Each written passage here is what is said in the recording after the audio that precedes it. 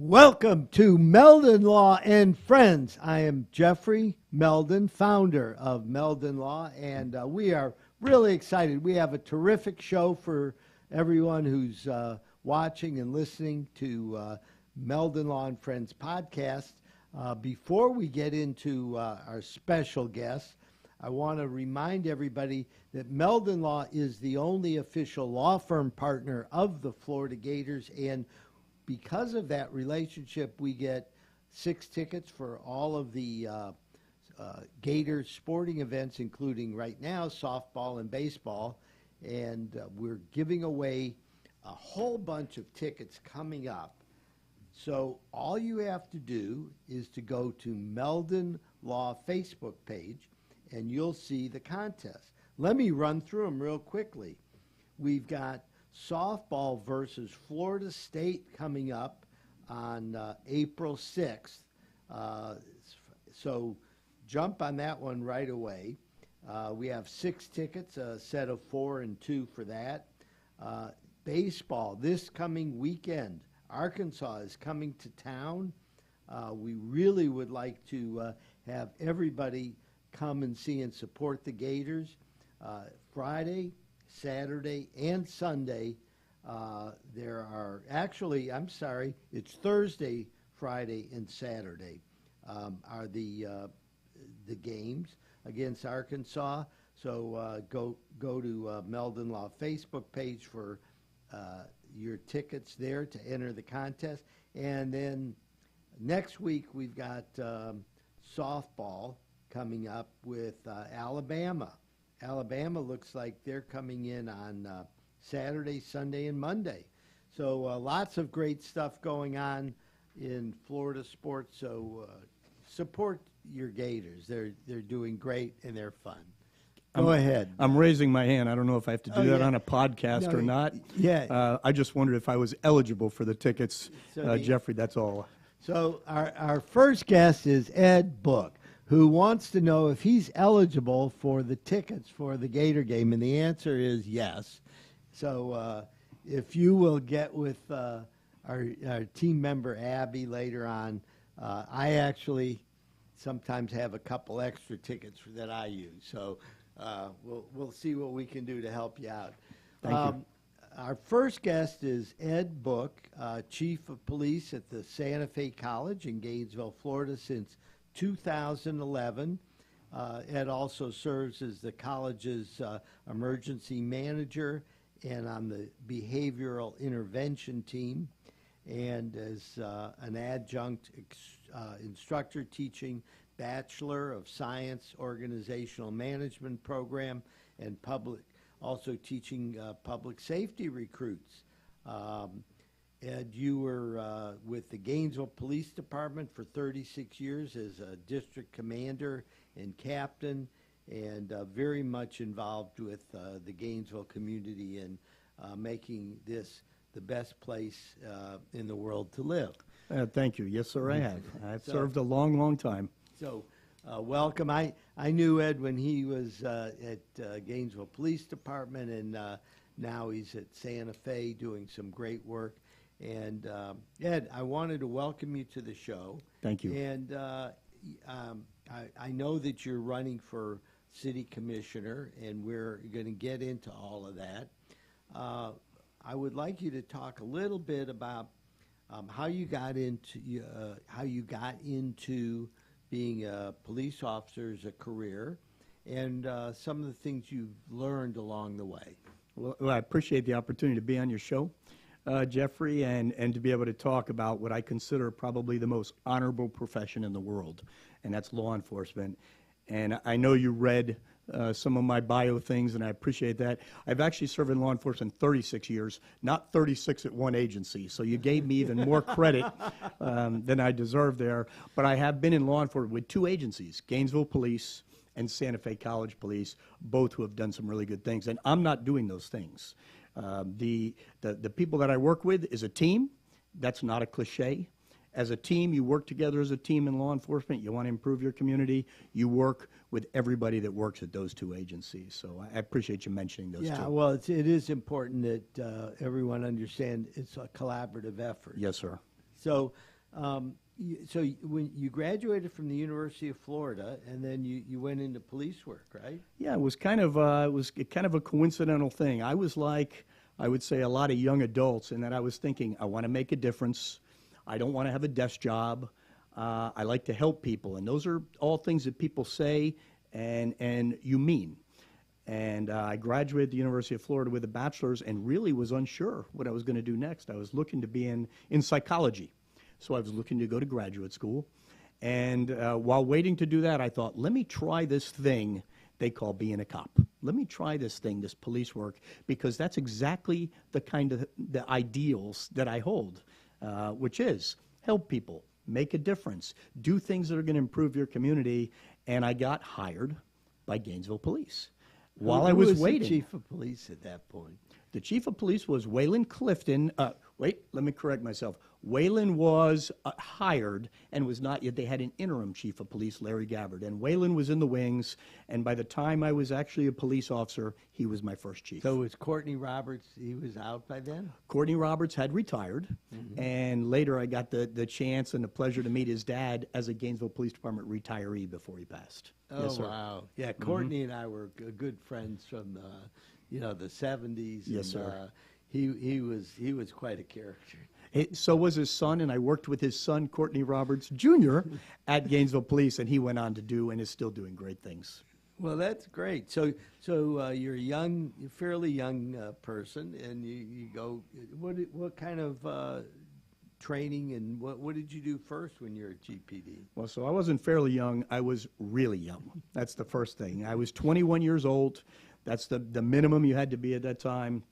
I got hired by Gainesville Police. They put me through a police academy right here at Santa Fe College.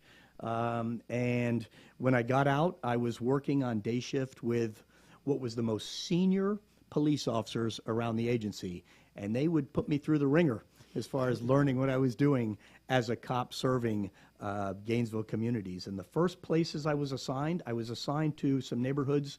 I was assigned to Duval Heights.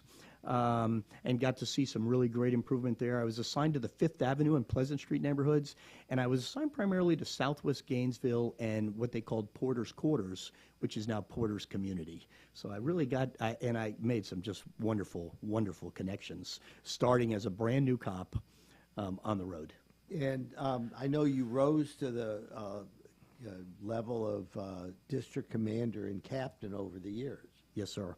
I got promoted a few times and got to do virtually everything known to man and woman in law enforcement at Gainesville Police. A couple of really exciting areas. I got to manage and be involved directly with this youth comprehensive after-school program we call the Reichert House. Wonderful experience. And then I had a really unique experience working in a task force on narcotics and organized crime. Very difficult area to work. A lot of good work is done there, but it's done behind the scenes. So a wonderful career, and I did retire as a district commander at Gainesville Police. So you mentioned the Reichert House. I know that's something that you're very fond of as far as an example of the kind of endeavors that can help our community grow. Can you talk a little bit about what your experience with the Reichert House? Well, sure. So first, it's probably important that your viewers understand the Reichert House is a very comprehensive program for at-risk young men. And it has done some incredible, innovative things over the years. So it provides education, teachers to help with tutoring and homework after school, meals, mentoring, leadership, structure. These are the skills that if you want someone to be successful, that's it. And that's for everybody, not just at-risk people. And so that program, really, I had fantastic staff there, and my job was to make sure that they got the resources, the support, the monies, and the staff so they could do the job with what is roughly about 100 young men at any given time. And I would say that those 3 years in my lengthy career were amongst the most rewarding just from a standpoint of interaction with these young men. Incredible and meaningful. So if you were to become city commissioner, do you think you would want to implement and expand programs like that? Yeah, you have to. So city government can't be everything for everybody. I think that's one thing people look to. What city government needs to do is provide the infrastructure, provide the good roads, provide some fiscal accountability, and then provide the basics for organizations to leverage what they do. So I think what you may be talking about is provide them space, figure out some buildings, look for property, get the right staff in place, and then use the entire community to build that program. Well, yeah, I certainly have seen it work in my own experience. Yes, where, sir. You get community volunteers, people in the community that are willing to help out. They aren't looking for a job. They're looking to volunteer their time, their valuable time, on something. However, when it comes to, okay, well, how are we going to get money to rent the space? How are we going to get money to, get the basic tools necessary to do things? Those are actually some of the biggest challenges that well-meaning people have when they try to put together some kind of an organization to help really grow the community. That's a very good point. There is no lack of volunteerism or people willing to help in Alachua County in North Central Florida. That's what I found. I grew up in South Florida, and I just don't remember at that age, did that many people always be willing to come to the table and do things? But here, there's people, if they see a cause that truly is meaningful and make a difference, you've got the help you need, and that's clearly the case here in Gainesville. No, so I've heard people say that South Florida has all the money, but not all the volunteers. Up here, we have all the volunteers, but not all the money. Well, you need both, and we certainly have the people willing to get their hands dirty here. I'm willing to do that too. So anyhow, let's talk a little bit about out at Santa Fe. What have you been doing out there for the last 11 years? Well, I like the fact that you said, what do I do? And you didn't ask, what's my title? Because what you do is more important than what people call you. What I do, I've been there since 2011, got the opportunity to be there, and what I do is help create a safe and secure environment for our students and our staff and our faculty and visitors. That's what I do. My title is Chief of Police and Emergency Manager. And you mentioned I teach our basic recruits, and that's fantastic. You get people on the cutting edge at the beginning of their career. They're passionate. They want to do what I wanted to do 36 years ago and still want to do. And so I am an adjunct instructor, but I'm tied in to the college. Santa Fe does a lot of things for the community, and it's vast. It is, I mean, they have entrepreneurial programs. They have academic programs. They provide job training and career placement. Talk about a game changer. That's the college, and I'm a piece of that game changing. Yeah, I know that. I've been watching what's going on downtown. What can you tell our viewers and listeners about what's happening downtown? Well, so now remember, I'm the cop at the college, and so I don't know that I should be revealing all the good details that the President Brody and the vice presidents, but I can tell you Blunt Hall is the 3-story building that has risen at the corner of 6th Street and University, and Blunt Hall is just a piece of a much larger 6-block campus. That is our Blunt campus, and why that is, I said the term game change, and I'm going to use it one more time. That's a game changer for Gainesville, because you have something geographically located where anyone can get to it via mass transit, via micromobility, this thing they call those little scooters, micromobility, via bikes, bus, car, pedestrian, and they have a whole host of academic programs and career and tech and workforce programs that are going to be right there. So it's going to be very, very exciting over the coming years. I'm really I heard that there's going to be, among other things, a tech center, and that the whole tech community that's growing around where Alachua General Hospital used to be and all over Gainesville now will now have programs where people can be trained and they can get continuing education. That's right. So I may butcher what they used to call it, but the Center for Innovation and Entrepreneurial Development, the SEED, used to be there, and that's what you're talking about, Jeffrey. That was your innovative, educational, and career programs and businesses. And those businesses will still be housed there and getting all the help to be successful down the road. So the seed now is a portion of what they call the Blunt campus, and it ties right into the UF Innovation District also. Well, I'm very excited. Okay, so we're here with Ed Book, who is running for Gainesville City Commissioner. We're going to take a short break, and we'll be back on Meldon Law and Friends. We are here at the University of Florida, where Albert and Alberta are competing in the Gator penalty shootout.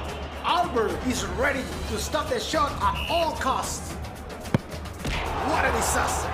Luckily, Meldon Law is the only official law firm partner of the Florida Gators. If you have suffered any injury, do not worry, because Meldon Law is going to help you with your recovery. Meldon Law doesn't back down until they reach their goal. We still hear it. The sound of victory. The joy of being part of something great. And while things may not be the same right now, we haven't gone anywhere. If you bleed orange and blue, then Meldon Law is the firm for you.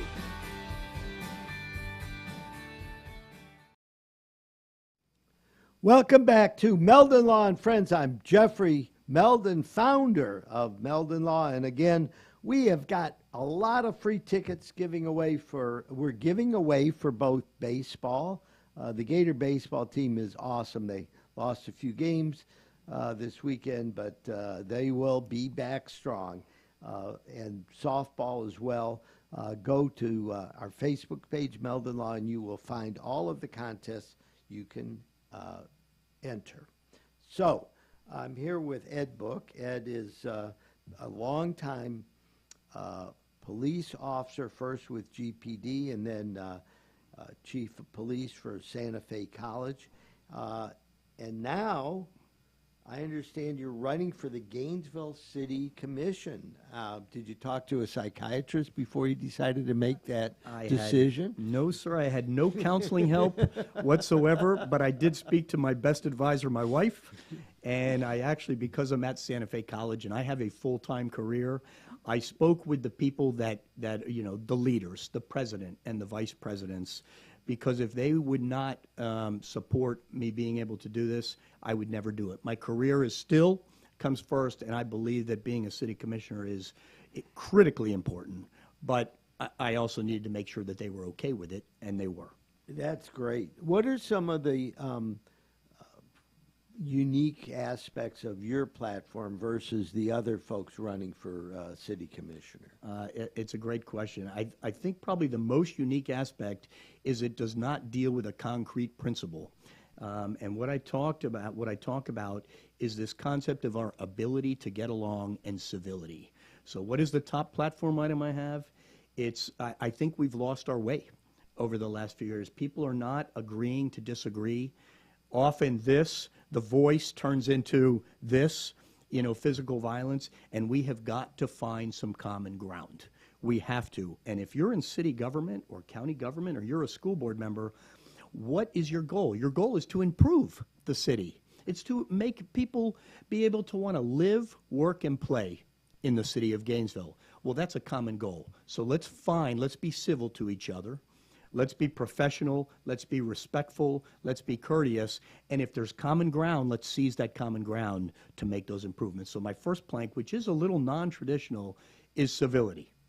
Well, I certainly appreciate that. I mean, I moved to Gainesville in 1970 and used to go to city commission meetings on, you know, various topics and things.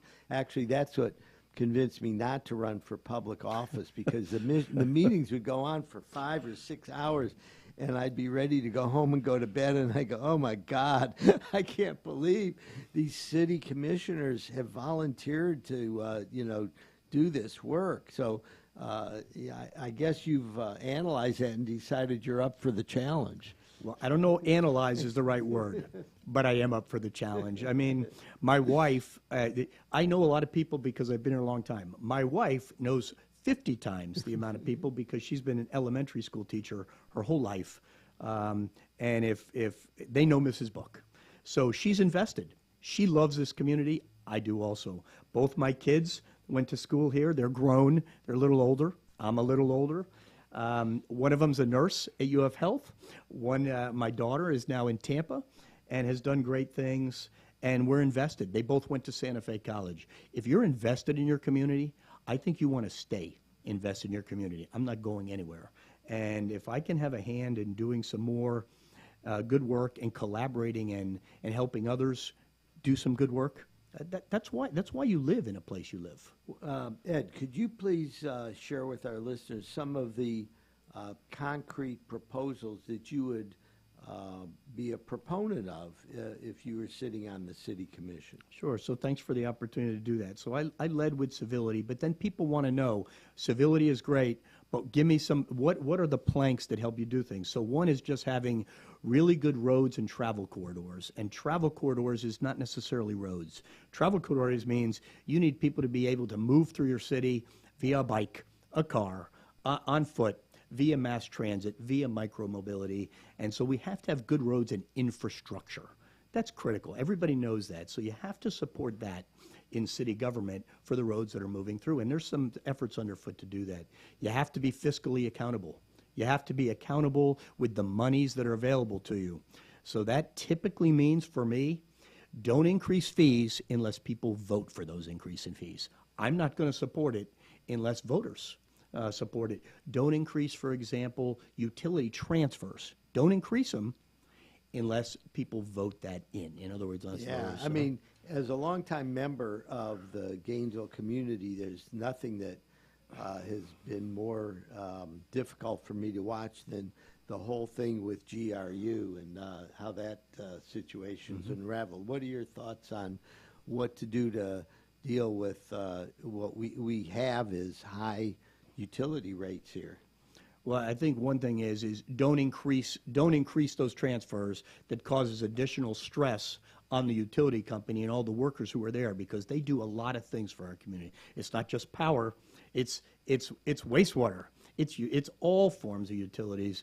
But I think something that people forget is, what are your other sources of income? And one is the mere fact that property values increase year to year provides local government the ability to have more money. So if you see that coming in, then start to think, if that's what I have coming in merely on property values, let me use that as an increase, as opposed to stress a utility company that then has to do some really unique things, including increase rates, to pass that along. Well, and you make a good point, because higher utility rates typically affect people on the lower income scale more than folks that have more adequate income. So if my utility bill goes up, I may moan and groan about it, but it's not affecting my lifestyle.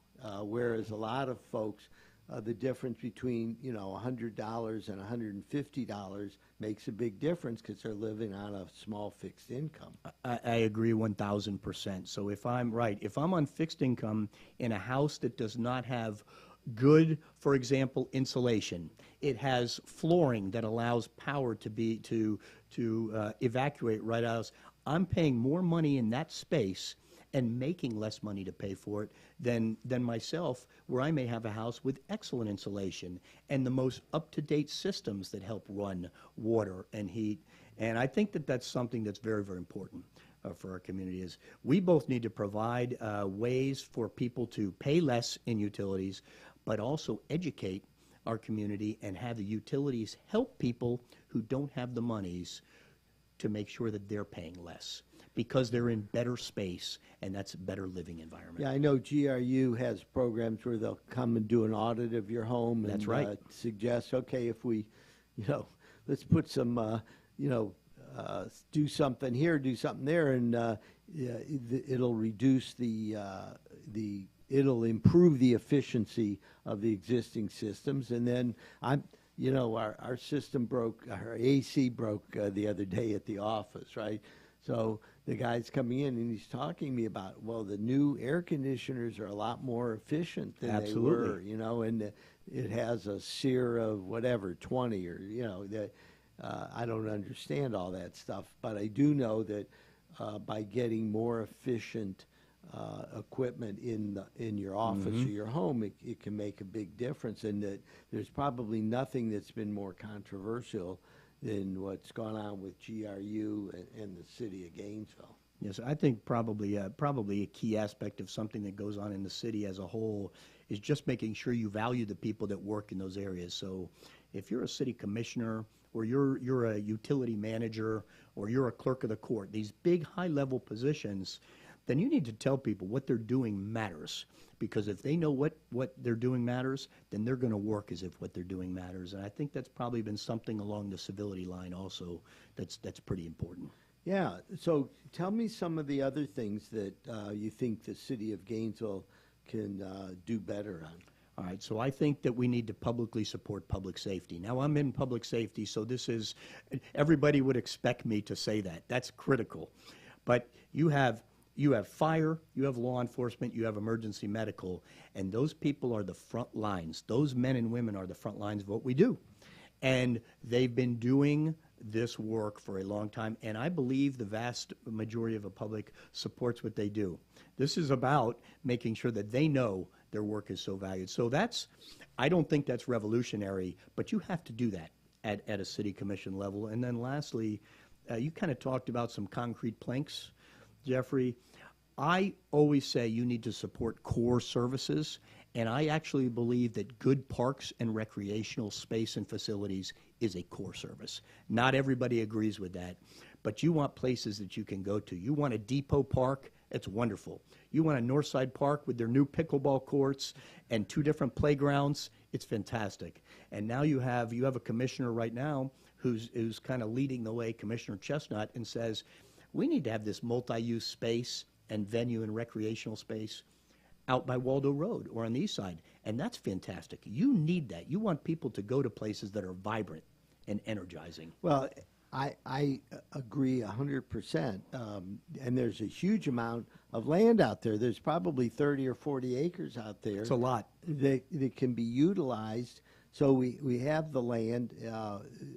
I think we need some government grants in order to make it happen. However, actually creating a space where people want to go to have events. I know Mouse Holloway, who's our track coach here, has expressed some interest in helping bring events over to the east side of Gainesville for our track and field program, as well as what's going on at the university and other places. However, I think what you talk about is critical to develop. Those are the kind of programs that actually help the community. They increase the value of the property. They create citizens within our community who are vested. And it also, as young people are growing up, they will have a place to go to and do some very absolutely right, happy, fun, constructive things. It's like, oh, okay, let's go over to whatever they call it, Citizens Field or Citizens whatever. We've only got a few minutes or a few seconds left here. I'd like you to just finish up by telling our listeners and viewers what it is that you promise to bring to the city of Gainesville. Certainly, I thank you. Well, I'm always going to say I have always been professional and ethical, and I bring integrity. So what I say, I mean. And all you have to do to see if that's the truth is look at my career and look at my family and how I've lived my life. And I hope I hope people will consider me a worthy candidate. Well, thank you very much, Ed Book, for joining us on Meldon Law and Friends. Ed and I have known each other for many, many years, and I look forward to your candidacy, and I hope everybody educates herself on Ed's background, because he would be a terrific city commissioner for Gainesville, Florida. We're going to take a 3-minute break, and we'll be back on Meldon Law and Friends. When you're a member of the Gator Nation, you know what it means to never back down. Meldon Law has been a proud supporter of the Gator Nation since 1971. Two forces that won't back down. As the old saying goes, if you can't beat 'em, join 'em.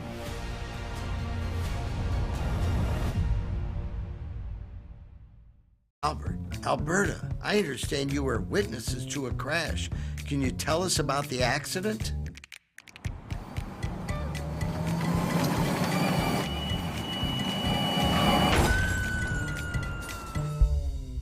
When you're in a crash, it's important to get witness statements immediately after the accident. Whether you're in a car, truck, motorcycle, scooter, or even a golf cart accident, at Meldon Law, we won't back down. The Gator Nation will be the first to tell you that in all kinds of weather, we all stick together, which is why Meldon Law is honored to be the only official law firm partner of the Florida Gators. We hope you never find yourself the victim of a serious accident, but if you do, our team is here for you. Gators won't back down from a fight, and neither do we. Oh my gosh, I can't even believe this. Look what you have done to my truck. Excuse me, it's your fault, it's not my fault. Yes, it is your fault. No, I am calling Jeffrey Meldon from Meldon Law. So I'm gonna call Jeffrey, my husband. Meldon Law, this is Jeffrey speaking. Jeffrey! This crazy lady here, this crazy lady, he might... New client? Yes, but this one might be a little tricky. We still hear it. The sound of victory. The joy of being part of something great. And while things may not be the same right now, we haven't gone anywhere. If you bleed orange and blue, then Meldon Law is the firm for you. We are here at the University of Florida, where Albert and Alberta are competing in the Gator penalty shootout. Albert is ready to stop the shot at all costs. What a disaster! Luckily, Meldon Law is the only official law firm partner of the Florida Gators. If you have suffered any injury, do not worry, because Meldon Law is going to help you with your recovery. Meldon Law doesn't back down until they reach their goal.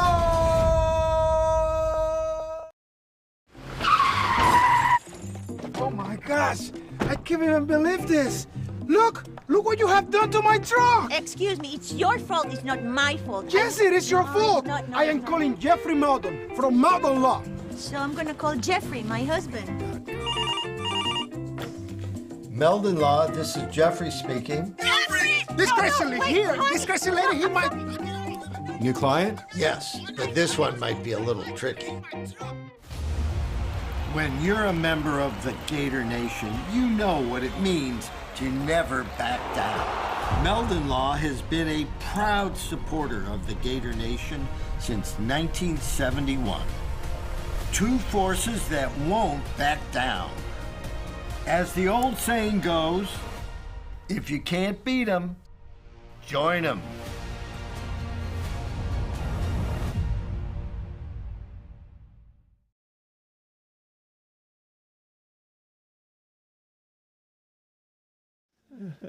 Welcome back to Meldon Law and Friends. We are here at Spurrier's Gridiron Grill. These are not my helmets. They're the head ball coach's helmets, and there's a lot of them up here. Man, 1, 2, 3, 4, 5. 1, 2, 3, 4, 5, 6, 7, 8. There must be 30 helmets up here. This is an incredible room. And for those of you that haven't been to Spurrier's Gridiron Grill, it's kind of like our clubhouse now. We love it here, and it's really fun. I have my very good friend Ward Scott here. How you doing today, Ward? Well, it's always great to see you, Jeffrey. We go back so far. Geez, I was reminiscing on it, maybe 40, 50, 60. I don't know, lost count. I can't keep track. But we've been around town together for a long time, and have been in on some of the growth and change of this community, which has been alarming when you look back on it, hasn't it, Jeffrey? And But right at the centerpiece of all of it, Jeffrey's always been involved with promoting. I remember when you handled the Great Southern Music Hall, you brought the greatest bands here to town, and he's still doing the same thing with his show, and I'm so proud of him. And the other thing about you, Jeffrey, that I really respect is how involved you are in the community.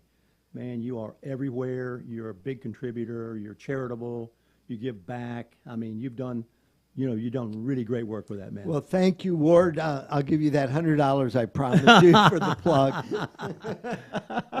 Anyhow, so Ward's claim to fame is he taught English to Tom Petty, and all of those great lyrics that came out of Tom Petty, Ward Scott had something to do with. Isn't that the truth? Well, looking back, I must have, because Tom was, as a person, of course, you knew him. He was a practical joker. He was a good kid, but he wasn't a flashy kind of guy.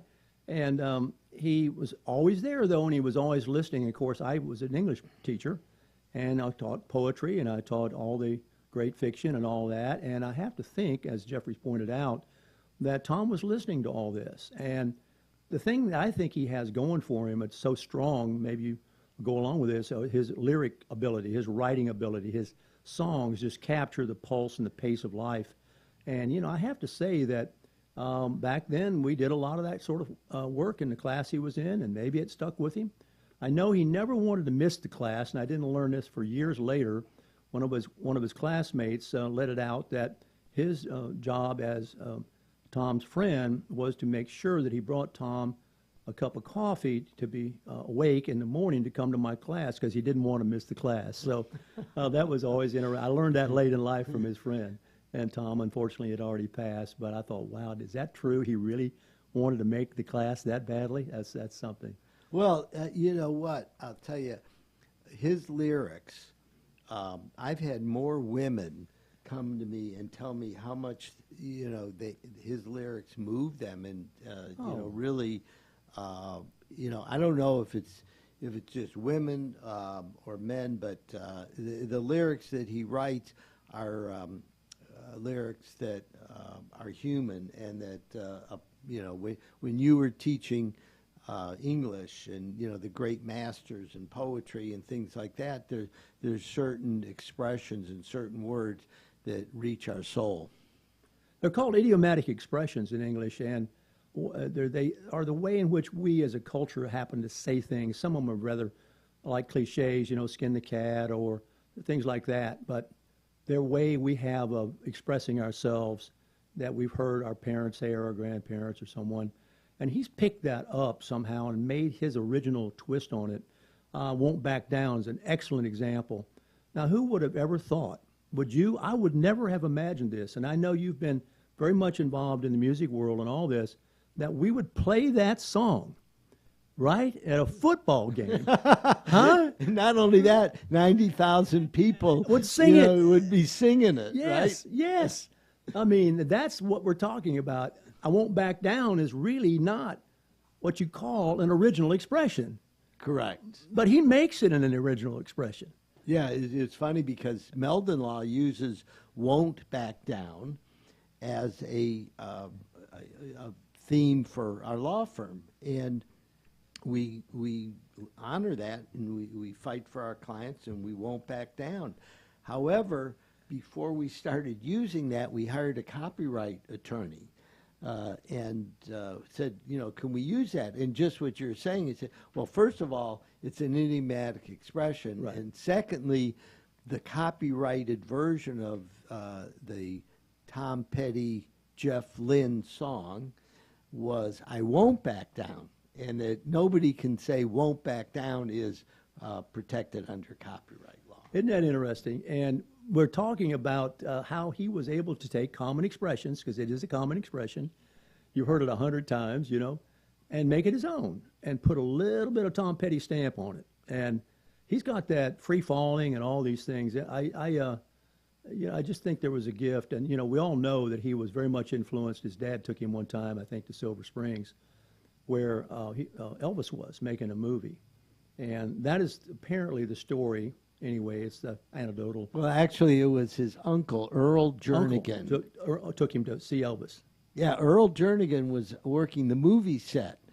I got you. Oh, for the camera. For the camera, yeah. Yes. Earl Jernigan was a camera guy because when we bought the Florida Theater and then started the Great Southern Music Hall, we called Earl Jernigan to help us explain what all this equipment was and what it could do, because not only were we doing live performances, but we were doing movies Oh, yeah. at yeah. the Great Southern. Oh, yeah. Like Harder They Fall, and they, I don't know, we had Barbara Streisand's movie, and anyhow, we had a good time with that equipment. So, but Tom Petty, during the early 60s, went down to the movie set near Silver Springs in Ocala and got exposed to Elvis. And really, I think that kind of set a spark in the young man. And he said, being a rock star looks like it's a lot of fun. Well, you know, it's a funny story to that, and I'm not sure Tom was in the car that day, but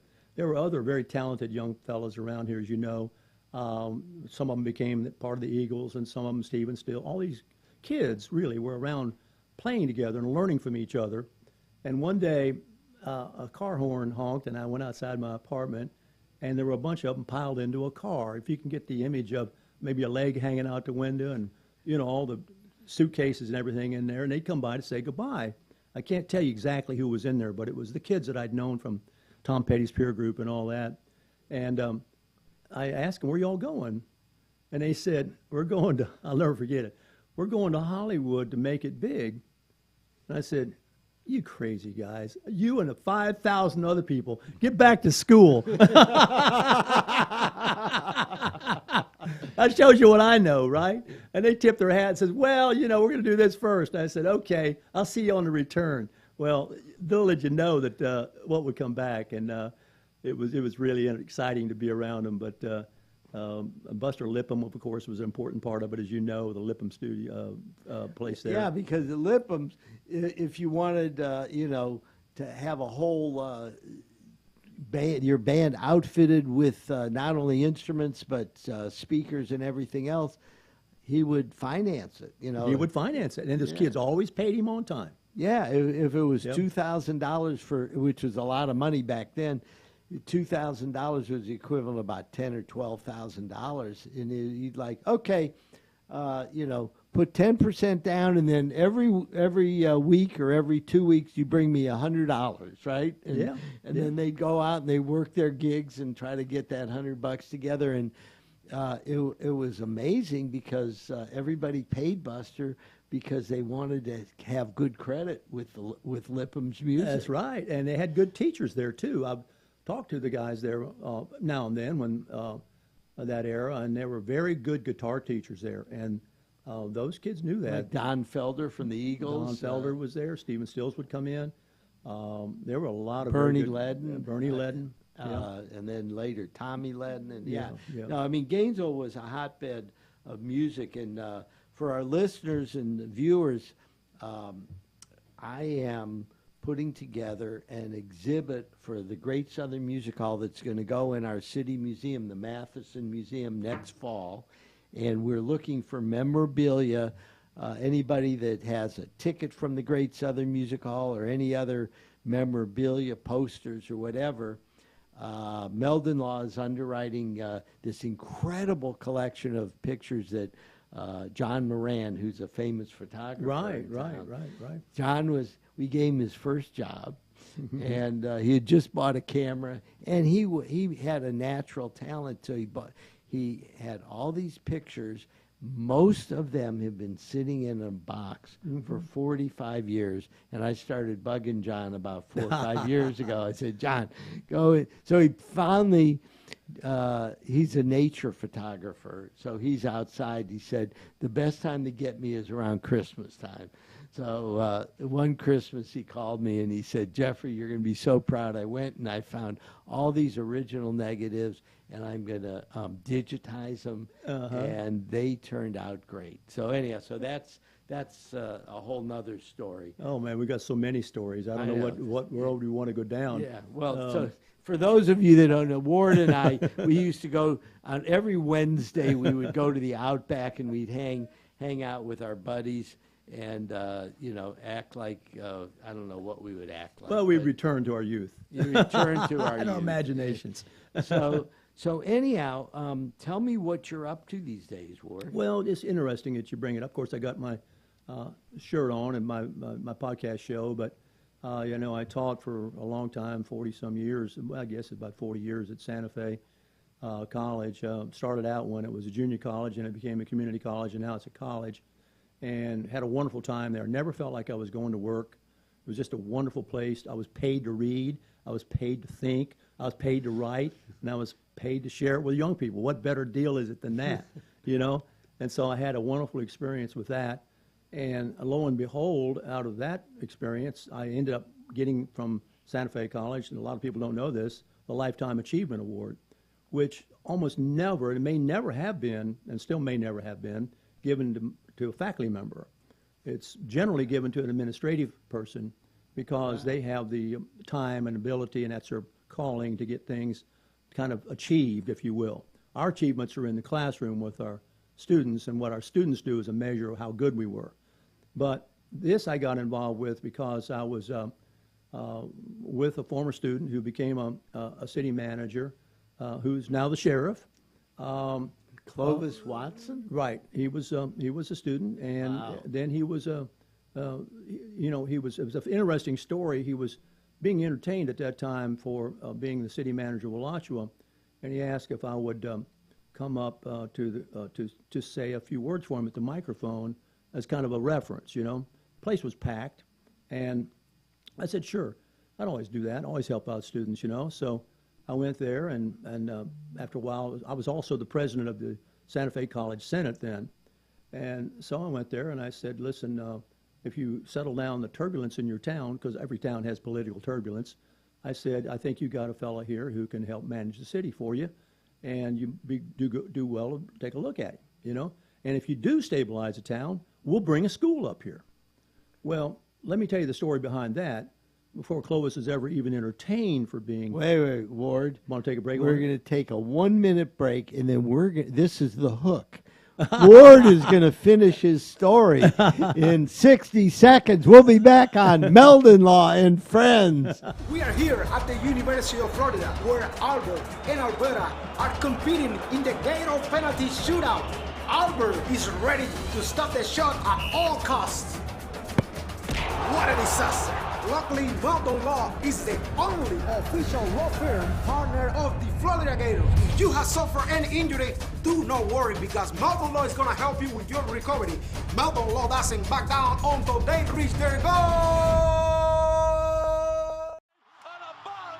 We still hear it. The sound of victory. The joy of being part of something great. And while things may not be the same right now, we haven't gone anywhere. If you bleed orange and blue, then Meldon Law is the firm for you.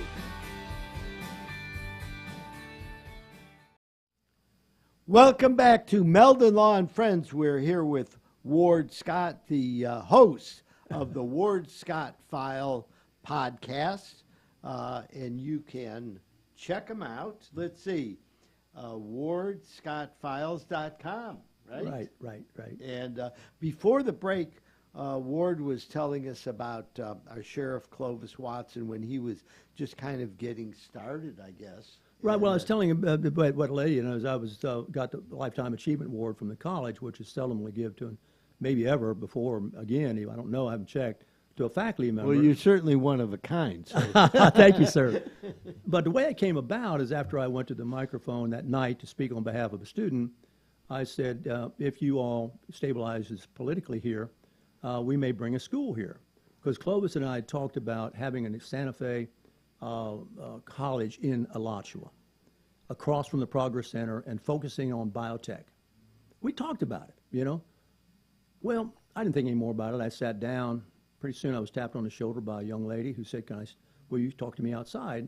And it was a reporter from the Gainesville Sun. And as I remember, I know it was a reporter. And she said, what did you mean that you would bring a school here?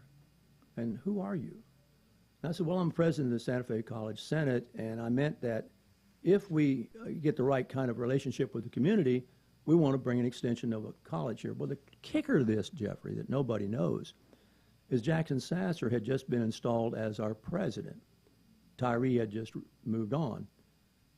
And so I quick realized this was going to be in the paper, and I hadn't told Dr. Sasser. So I hurried to the phone. I got his wife on the phone, and I said, Lane, I need to talk to Jackson. Well, Ward, he's in Texas. I said, I got to talk to him. Well, here's his hotel room number. Give him a call. So I called him. I'll never forget this. This is probably pre-cell phones when everybody had cell phones. And I called him in his hotel room. He answered right away. I said, Jackson, it's Ward. I said, I just committed this to a branch of the college in the city of Alachua, and they're going to put it in the paper. And he says, okay, I'll back you up on that.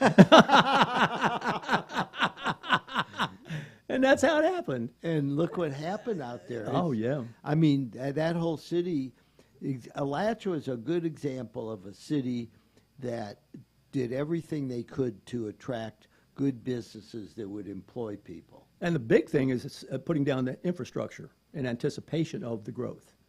And that was Commissioner Lewis had done that way back when. He was a visionary.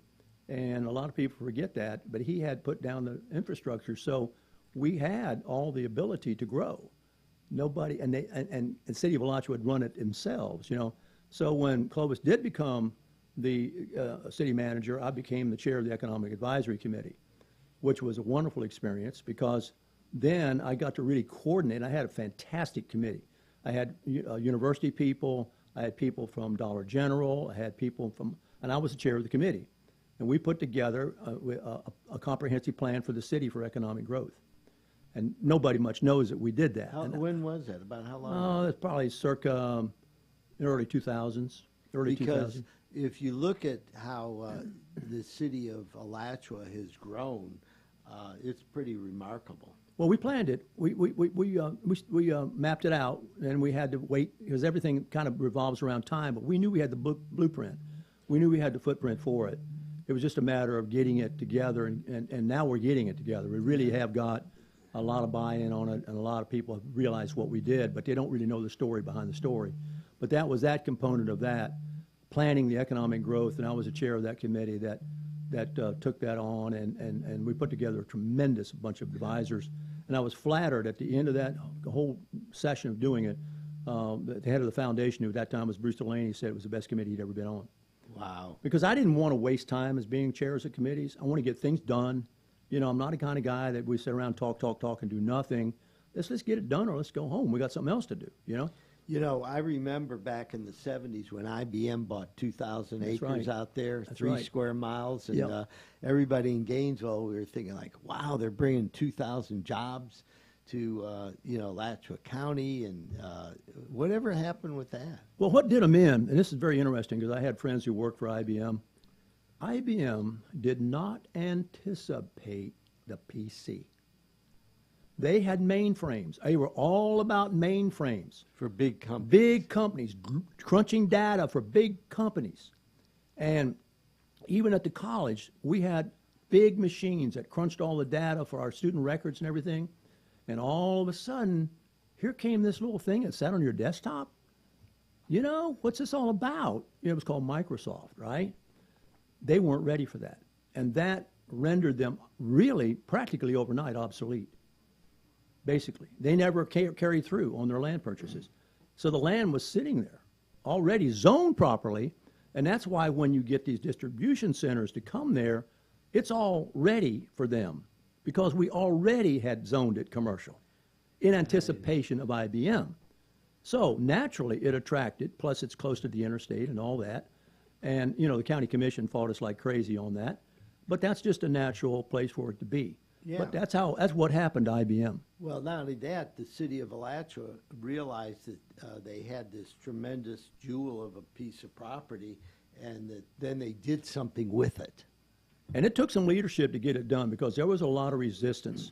The county was anti-growth, and we were growing, and we were our own municipal government with our own home rule, and we stuck to our guns, you know. And we said, no, we've mapped it out, we've studied it, and it's our, the territory of the city of Alachua is about the same size as the territory of the city of Gainesville. You know, a lot of people don't realize that. If you go to the 43rd Street extension, Northwest 43rd Street, which, you know, intersects with 441, I think that's where the city of Alachua boundary starts. Pretty much, yeah, pretty much. Okay. It's all the way down there. All the way down there, and that's probably 8 or 9 miles from the city center, and then the city goes north from there. So, I mean, it's Alachua. The city of Alachua is big. It's big, and it's going to be booming here. You'll see soon. The Chamber of Commerce is really taking shape, and it's got very good buy-in from new companies coming here. I'm familiar with one, for example, that just relocated from Miami. Just had enough of South Florida. You know, I can't take it anymore, the traffic, the congestion. I want to come. And we studied this. This is one of the things, you know, one of the things I taught at college was research writing. I taught fiction writing, a bunch of other stuff. And fiction writing's come in very good in the storytelling aspect of being a talk show host. But with research, too, you learn how to find out what's so and practical and isn't. It's almost what now is done as data. Before then, we did it a hard, old-fashioned way. But we found out that these techies, these really bright young people who are the engineers of all this high-tech business, love pastoral settings. They don't want to be located in a city. They want to be located where they can sit and look out a window and see cows or see grass, and they want to wear jeans and a T-shirt to work because they really don't function on a clock. They're thinking all the time. We're talking about bright, creative people. You know, you're not going to limit them with a clock. Right, that's right. You know, it's not going to happen. Well, who is it? Mitch Glazer, I think, is real involved with creating some new opportunities out there. So- and they're going to be building apartment buildings so people can actually live out there with the cows. That's right. And you take a look at the setting out there. Now, we had a Chamber of Commerce meeting today, and one of the interesting things that came out of our discussion was we are trying to, we're trying to seek the proper balance between business and country life and business life. And we don't want to get caught in the bind where we just plow under the country land. You know, we don't want to do that because the country land is what draws us to this community. And being able to look out these pastoral settings and you know, ideally too, I was chair of the Rural Concerns Advisory Committee to the County Commission for 10 years, which was a great honor because I was entrusted with the priorities of the rural people in this county. And I was instrumental in the IFAS Center being in Newberry. There's a whole story behind that. And I helped engineer that with Lee Pinkerson, and I put that together by having be sure my committee supported it. And it was tough. You know, a lot of people wanted it on the east side and this, that. We finally got it put where it should be in Newberry in that pastoral setting there once again. So the IFAS Rural Center is in Newberry. The kind of tech center is in Alachua. So the whole western side is kind of all coordinated and speaks to one another and plans one another. So it's interesting things that are going on. We're trying to also, of course, protect the idyllic sort of setting of High Springs, which is getting its name from its springs in its ecological system. So we want to protect that, you know. So behind the scenes, I've been really involved with coordinating all these communities together because I was the interim city manager of the city of Archer as well. Wow. So we're here with Ward Scott, and I want everybody to start listening to the Ward Scott Files. His podcast is awesome. So what is it, on Facebook, YouTube? It's on those. I really got started on the radio, and I was just talking to some of the people before I came on. The tough thing about doing what I do, talk show host business and political issues especially, is it's tough to create an entire show of that all day long. Ward, I have to tell you, okay, we have got to do a follow-up to this because we've only scratched the surface so far, and we've run out of time on Meldon Law Friends. I'm Jeffrey Meldon. My esteemed guest is Ward Scott. Listen to the Ward Scott Files, and his podcast is fascinating, and Ward will really keep you in touch with what's going on in this part of the world. Next week, I'm going to be off gallivanting around. Actually, I'm going to Lisbon, Rome, and Florence Wow. for 2 weeks. That's great. And I'm going to come back with all kinds of stories. My son and Chris Qualman are going to fill in. I'm in my stead. So thank you very much. Go to Meldon Law Facebook page for your free tickets for all things Gators. And thank you very much. And we'll see you next week on Meldon Law and Friends.